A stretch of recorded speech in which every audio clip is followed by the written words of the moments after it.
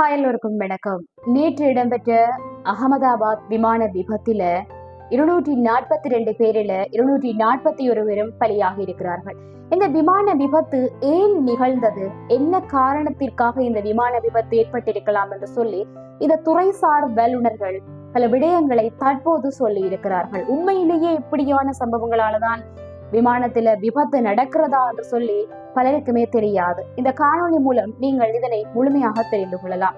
அதைவிட இந்த விமானத்தில பயணித்தவர்களில 2 சகோதரர்கள் பயணித்திருக்கிறார்கள். அதுல ஒருவர் உயிரிழந்திருக்கிறார், மற்றொருவர் உயிர் பிழைத்திருக்கிறார். இப்படி சில மகிழ்ச்சியான சம்பவங்களும் இடம்பெற்றிருக்கிறது. அதே போல இந்த விமானத்தில மருத்துவர்கள், மாணவர்கள், பெற்றோர்கள், பிள்ளைகள் என்று சொல்லி எத்தனையோ ஏராளமான குடும்பங்கள், பல கனவுகளை சுமந்து இந்த விமானத்தில பயணித்தவர்கள் இப்போது யாருமே இல்லை. அடுத்த நொடி நிச்சயம் இல்லாததான் மனித வாழ்க்கை. இந்த விபத்தில உயிரிழந்தவர்களுக்கு 1 கோடி ரூபாய் வழங்கப்பட போவதாக அறிவிக்கப்பட்டிருக்கிறது. இவற்றையெல்லாம் இந்த காணொளியில உங்களோட முழுமையாக பகிர்ந்து கொள்ள போகிறேன்.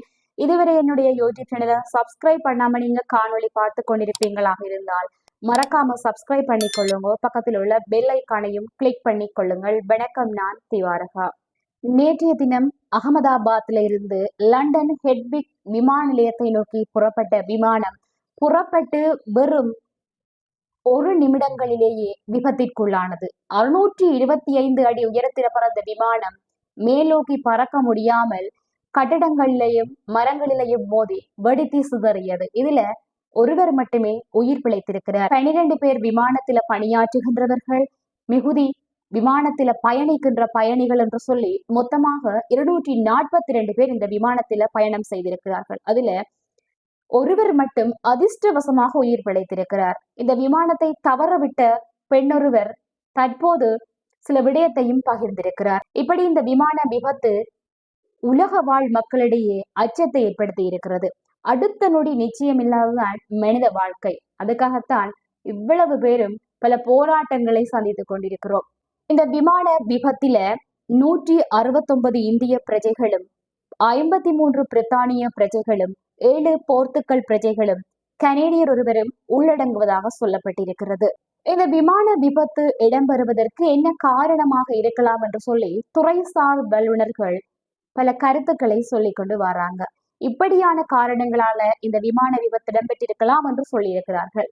அதாவது ஃபியூவல் மெயின்டெய்னிங் சிஸ்டம். நாங்கள் சாதாரணமாக பயன்படுத்துகின்ற மோட்டார் சைக்கிள், கார் போன்ற வாகனங்களில எரிபொருளை காற்றோட கலக்கிற ஒரு அமைப்பு இருக்குதாம். அந்த அமைப்பிலையும் ஏதாவது அடைப்பு ஏற்பட்டு அந்த அமைப்பு செயற்படாமல் போனால் இப்படியான விபத்து நிகழுகிறதுக்கு வாய்ப்பு இருக்குது அப்படி என்று சொல்லப்பட்டிருக்கிறது.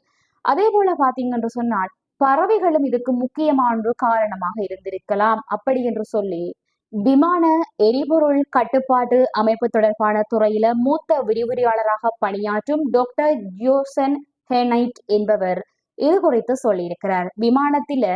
விமானத்தின் எடையை விட அதிக எடையாக எரிபொருள் இருந்திருந்தால் விமானம் அதிக எடை காரணமாக விபத்திற்குள்ளாக இருக்க என கூற முடியாது அப்படி என்று சொல்லியிருக்கிறார். அதே போல மிகவும் விமானம் தாழ்வாக பறந்தால் விமானத்தை முறைப்படி தரையிறக்க விமானியால முடியாமல் போயிருக்கலாம் என்றும், விமானத்தின் 2 என்ஜின்களும் பழுதானால் தான் விமானத்தால பறக்க முடியாத நிலை ஏற்படும் அப்படி என்றும், 2 என்ஜின்களும் பழுதானால் பறவைகள் மோதியதால் தான் அப்படி ஆகி இருக்க முடியும், அதனால் விபத்து ஏற்பட்டிருக்க கூடும் என்றும் தெரிவித்திருக்கிறார்.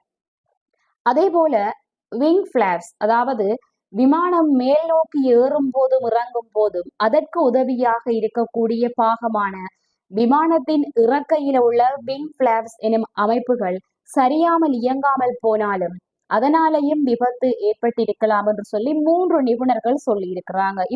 இப்படி இந்த காரணங்களால இந்த விபத்து நிகழ்ந்திருக்கலாமோ என்று சொல்லி பல்வேறு நிபுணர்கள் தங்களுடைய கருத்துக்களை கூறுகின்ற நிலையில விமானத்தின் கருப்பு பெட்டி ஒன்று கண்டுபிடிக்கப்பட்டதாக சொல்லப்பட்டிருக்கிறது. இந்த கருப்பு பெட்டியின் மூலம்தான் இந்த விமான விபத்து நிகழ்ந்தது என்பதற்கான ஆய்வுகள் மேற்கொள்ளப்பட்டு என்ன காரணத்திற்காக விபத்து நிகழ்ந்தது என்று கண்டுபிடிக்க முடியும் அப்படி என்று சொல்லப்படுகிறது. அதே போல பாத்தீங்கன்னு சொன்னா இந்த விமான விபத்தில பிரித்தானியாவை சேர்ந்த 2 பேர் பயணம் மேற்கொண்டிருக்கிறார்கள். ஒரே குடும்பத்தை சேர்ந்த 2 சகோதரர்கள்.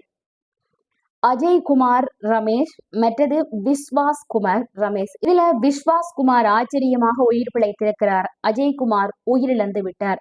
அஜய்குமார் விஸ்வாகுமார் வீட்டில உறவினர்கள் சூழ்ந்திருக்கிறாங்களாம். உயிரிழந்த பிள்ளைக்கு ஆறுதல் சொல்லுவதா அல்லது ஒருவர் உயிர் பிழைத்து விட்டாரே அதை நினைத்து சந்தோஷப்படுவதா என்று தெரியாமல் அங்கு மக்கள் கூடியிருக்கிறார்கள் என்று சொல்லப்படுகிறது. இந்த விபத்து பலருக்கும் பலவிதமான கருத்துக்களை சொல்லிட்டு போயிருக்கிறது.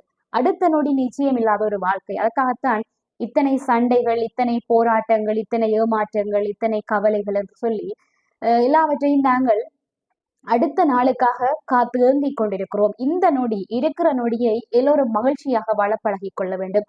நாளை என்ன நடக்க போகிறது என்று தெரியாது. நாங்கள் இருக்க போகிறோமா என்பது கூட தெரியாது. அப்படி இருக்கையில நிச்சயமற்ற ஒன்றுக்காக நாங்கள் போராடி கொண்டிருக்கிறதை விட நிச்சயமான ஒன்றுக்காக இன்றே வாழ்ந்து விட்டு போகிறது மிகவுமே நல்லது. நாங்க இறந்தா பிறகு எங்களுக்காக தார காசுக்கோ அல்லது சொத்துக்காகவோ யார் உரிமை கொண்டாட போறார்கள்? அதை யாரும் அனுபவிக்க போகிறார்கள்? அதை விட இன்று இருக்கிற நொடியை சந்தோஷமாக அனுபவித்து விட்டு போகணும். இந்த விபத்தில உயிரிழந்த குடும்பங்களுக்கு தலா 1 கோடி ரூபாய் கொடுக்கிறதாக டாடா குழுமத்தினர் அறிவித்திருக்கிறாங்க. அதே போல அவர்களில காயமடைந்தவர்களுக்கும் அதற்கான மருத்துவ செலவுகளை அவர்களை பார்ப்பதாகவும் சொல்லியிருக்கிறார்கள். உயிர் போன பிறகு அந்த காசை கொடுத்தென்ன வாங்கி என்ன? இந்த விபத்து திட்டமிட்டு நடக்கையில எதிர்பாராத விதமாக நிகழ்ந்த ஒன்றுதான். இருந்தாலும் இத்தனை உயிர்கள் பலியாக இருக்கிறது பலருக்குமே மிகுந்த சோகத்தை ஏற்படுத்தி இருக்கிறது. எந்த ஒரு விபத்துமே எதிர்பார்த்து நிகழுகிறேன், எதிர்பாராமல் தான் நிகழுகிறது. எதிர்பாராமல் நிகழுகின்ற விபத்துக்கள் பல்வேறு விடயங்களை சொல்லாமல் சொல்லிவிட்டும் போகிறது. ஆகையால நிச்சயமான வாழ்க்கையை நோக்கி நாங்க செல்ல வேண்டும். இந்த நொடி நிச்சயமான நொடியை வாழுவோம். நிச்சயமற்ற ஒன்றுக்காக நாங்கள் சண்டை பிடிக்கிறதோ சத்தம் போடுறதாலே அர்த்தமில்லை. எல்லோருமே நிச்சயமான இன்றைய நாளுக்காக வாழுவோம்.